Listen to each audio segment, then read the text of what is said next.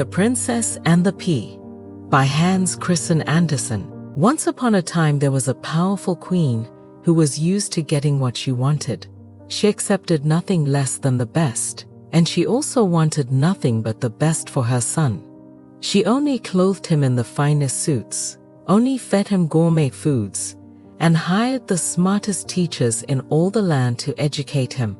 So when it was time for him to be married, she told him, "Son, you deserve the best woman in the whole world.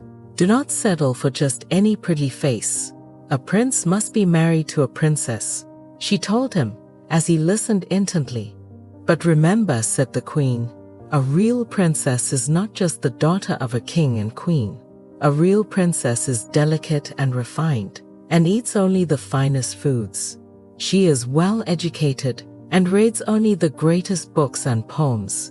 She wears the loveliest dresses and carries herself with grace and dignity. And the first thing you will notice, a real princess has the voice of an angel." With that, the prince set off with his servants in search of his princess. After he had traveled for several days, he reached the nearest kingdom. When he came to the castle, he introduced himself as the prince of the neighboring kingdom. When he met the king and queen, they were immediately impressed by how handsome and polite he was. They thought right away that it would be a good idea to introduce the prince to their daughter, a princess who was not yet married. They brought the prince to the princess's study, where she was busy reading poetry as a servant fixed her hair. The prince was happy to see that she was very beautiful, and she smiled at the prince as he greeted her. "Hello, princess," said the prince. "Hello," squawked the princess, her voice hoarse and cracking. Are you all right, princess?" asked the prince. "Can I bring you a glass of water?"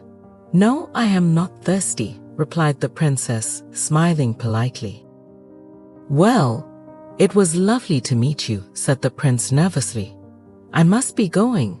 It is very late." As he left, he felt badly for leaving abruptly, but he reminded himself of what his mother said. A real princess has the voice of an angel. The good part was that it was actually not late at all. The prince had plenty of time to set out for the next neighboring kingdom, where he again found the castle and asked to meet the king and queen. Again, he was so charming that he was immediately invited to meet the unmarried princess of the kingdom.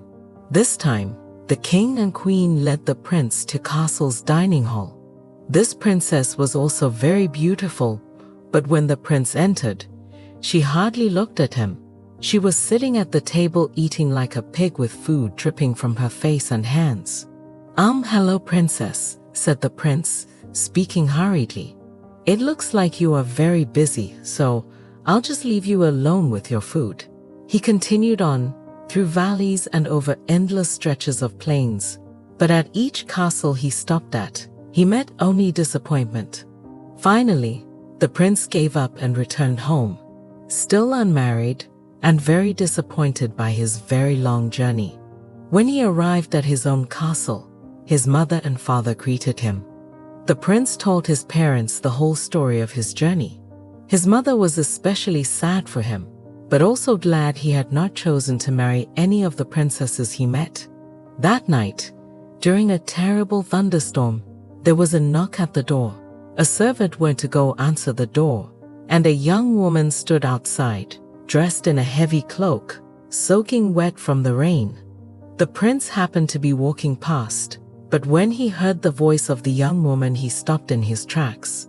She explained to the servant, "My driver got lost in the rain, and we saw the light from your castle.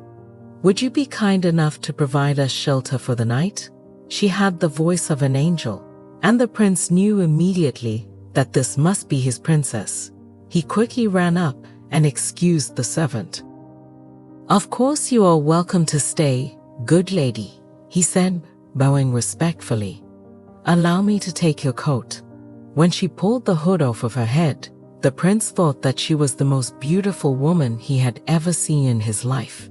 "Thank you so much, kind sir." The prince was so excited, he ran to go tell his mother what had happened. But right after he told her the story, she scoffed. "My dear son, she is no princess," she said.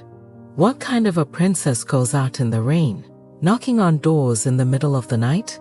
Shouldn't she have a servant for that?" She peeked out into the hall to get a look at the girl, and was appalled to see her with dripping wet hair and a muddy dress. "You see, she is no more than a common peasant." "But mother," argued the prince, "look at how she walks. I've never seen anything more graceful." The queen could see that her son had already fallen for the girl, so she quickly devised a plan to get rid of her. "All right then, if you don't believe me, we will put her to a test. Tonight we will dress her bed with 10 of the softest, fluffiest, most luxurious feather mattresses in the castle. Then under the 10 mattresses, we will place a single, uncooked pea. If this pea disturbs her sleep, then we will know. Only a real princess would be delicate and refined enough to feel the pea." The prince didn't think that anybody would be able to feel the pea, but he also knew that his mother knew best. Besides, he thought, he didn't want to marry anything less than a real princess. So the queen ordered her servants to gather the best mattresses they could find and bring them to the guest tower. She took a single pea and put it right in the middle of the bed and had the servants stack all the mattresses on top.